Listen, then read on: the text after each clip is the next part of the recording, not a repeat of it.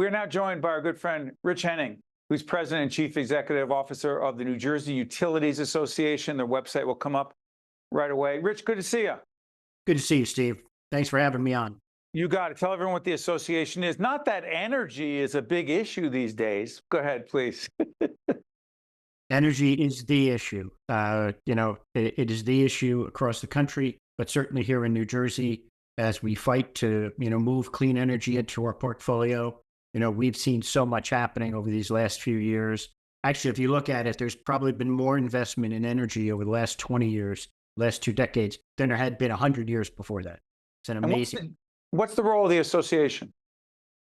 The association represents 13 utilities, all the way from telecommunications to water, wastewater, to the gas and the electric utilities. We're an advocate and we're certainly an education partner for them in working with the state government, whether it's the BPU, the Board of Public Utilities, whether it's Department of Environmental Protection, or even sometimes, with the Assembly and the Senate and the governor's office, in making sure that, the rules are exact and followed, and that our utilities have a voice, if you will, in how things work out. Rich, elections have consequences. There's impact. We're doing having this conversation with Rich Henning about energy policy after the 2024 election. President Trump, Republican Congress have talked about dramatically changing energy policy in this nation. What do you believe the new administration, the new Congress, could potentially mean for clean energy in New Jersey, Rich? Steve, I don't think we're expecting a whole lot of change in the way that the state has formulated its strategy in moving forward to try to really build a clean energy future for the state. I think the things that may change, maybe some timeframes. We certainly know that the new administration will not be as, let's say, as keen, if you will, on offshore wind and some of the other investments that have been made over the past few years. But that nevertheless does not mean that some of these will not go forward.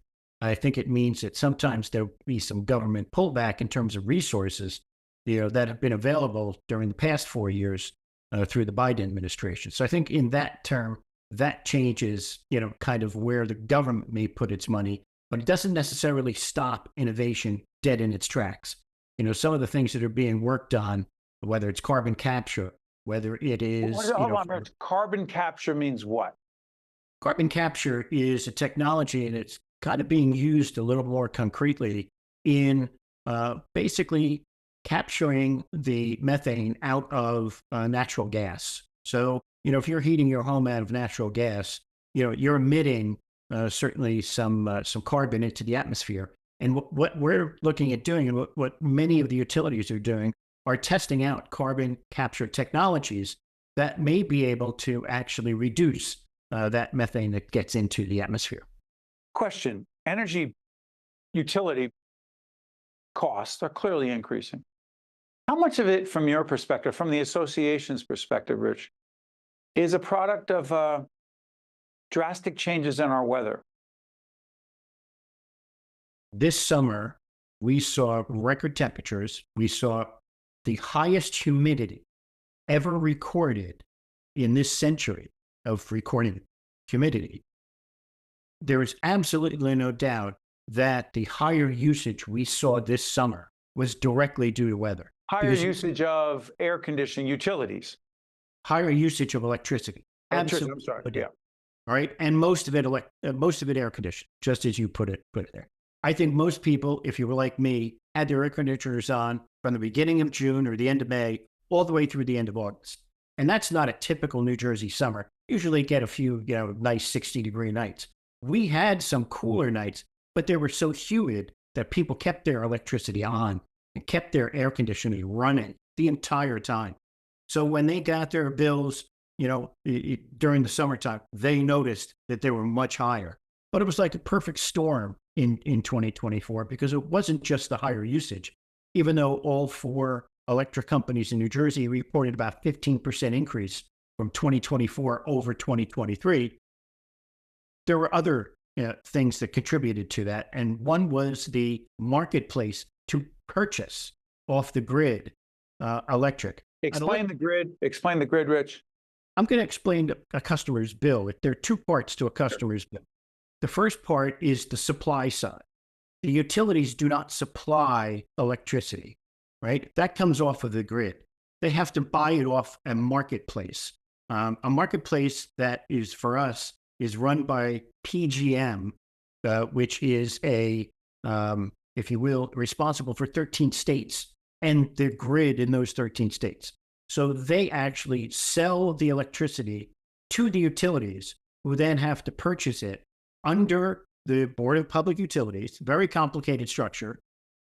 But in essence, the prices for that supply side rose in the double digits, right? So you're looking at prices for electricity on the marketplace that have increased dramatically. So that then passes down to the consumer? Passes down exactly to the consumer, because believe it or not, utilities make not 1 penny on it. That is money that is paid to the grid marketplace, and that is just passed right on through to the consumer. Where the utilities actually, do their job is in distribution. So they then take that electricity and they bring that through their network of wires and transformers, and that brings it into a customer's home. And that's what the utilities deliver. And that is what they're really paid to do. So over the past few years, they've also been doing quite a bit of work on grid reliability, getting ready for higher electric usage, with the EV cars, the electric vehicles, higher usage from AI. So we're really trying to, if you will, move the ball from one side to the other, where we're going to be looking at an electric future that's going to increase electric usage dramatically. Rich, to say this is complicated is an incredible understatement, but also to say that it's important is an understatement. So if someone just says, climate change isn't real, drill, baby, drill, those are slogans, those are things people say. That's not real policy.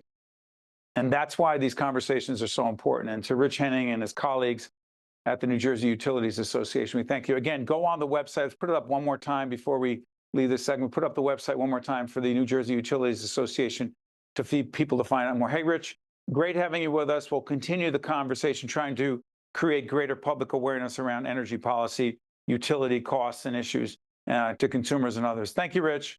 Thank you so much, Steve. All the best. You got it. Stay with us. We'll be right back. State of Affairs with Steve Adubato is a production of the Caucus Educational Corporation, celebrating 30 years in public broadcasting. Funding has been provided by PSC&G, New Jersey's Clean Energy Program, the Northward Center, RWJ Barnabas Health, Let's Be Healthy Together, Newark Board of Education, Valley Bank, the New Jersey Education Association, Community Food Bank of New Jersey, and by the Fidelco Group. Promotional support provided by Insider NJ, and by CIANJ and Commerce Magazine. The Northward Center continues to expand their services and outreach in Newark from the childhood years to the golden years, offering programs like preschool, youth leadership development, Casa Israel Adult Medical Day Program, our Family Success Center, as well as a gymnasium. And most recently, Hope House, a permanent home for adults with autism, supporting and nurturing our autism community, with Hope House 2 coming soon. The Northward Center, we're here when you need us.